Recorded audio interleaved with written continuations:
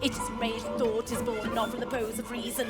It is rage that thought is born. I have this thing actually as an artist, kind of artist guilt of, you know, I really feel like my work, I have to try and find ways for it to truly engage with, you know, reality and society somehow. You capitalist, you socialist, you capitalist, you socialist. FFF is, well, the title's from freeze, flight or fight, the kind of primal animal instinct that we also have as humans. I was kind of looking on Facebook or some sort of social media one day, and I was getting a little bit infuriated with, you know, the constant outpouring of anger. And I was kind of thinking that this is just becoming kind of a sounding board for everyone just to put all these things and wait for comments, and it's not actually achieving anything or doing anything. You can delete your account at any time, but tweets will remain visible for the duration of the flight. I do all of this kind of research that's in a very kind of human sense, and it's about the body and it's about our primal instincts, and then I have this very methodical approach to how I plan the harmonic language and things like that. So I have a huge timeline, and then I add things in different layers. So I might add in harmonic information. I might put in like a violin gesture at some point, 15 seconds in. And then I might add up here like the tempo marking, and I might do some sort of graphic representation of the orchestration of it in some way at different points. And it will also have tons of text around it. And it's not necessarily even the text that I'm singing. It can be text from, you know, the books that I've read around the subject matter that's particularly provocative to me. In the beginning, it's the The first part of the piece, the kind of freeze moment, which is when we obviously come to something or acknowledge something, and our initial instinct is to kind of do this, the kind of rabbit in headlights. What's described as the scream moment, where people go, oh my God, this is so bad. I'm so angry. The way that it's written for the voice is very gestural, and it kind of follows the idea of a scream. So it's really kind of mirroring the online need to kind of go like this crazily.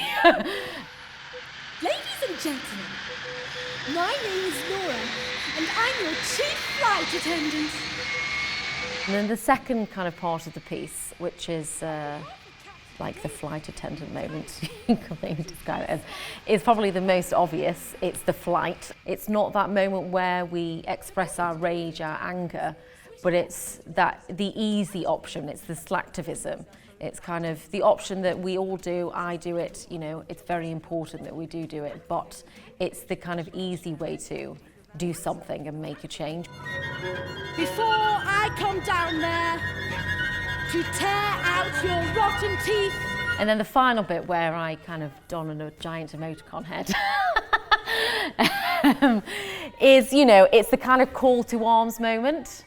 It's the kind of, you've got to acknowledge this. And so that's the moment that kind of, you know, you try and hopefully get people to acknowledge something within themselves, whether they totally disagree or agree, but it hopefully kind of forces people into some sort of kind of engagement with an inward-looking moment to kind of explore what they might think about what they've just experienced, I suppose. There is identity, but identity exists in an rejection.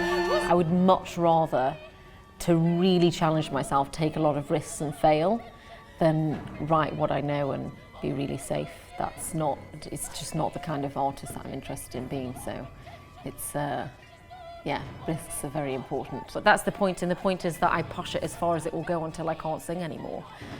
And it's that kind of willingness to sacrifice, I suppose, to sacrifice the voice to be able to communicate something that is, you know, that's happening in reality in the moment. It's not faked, it's actually happening. Like, I am pushing my voice that far that it won't work anymore.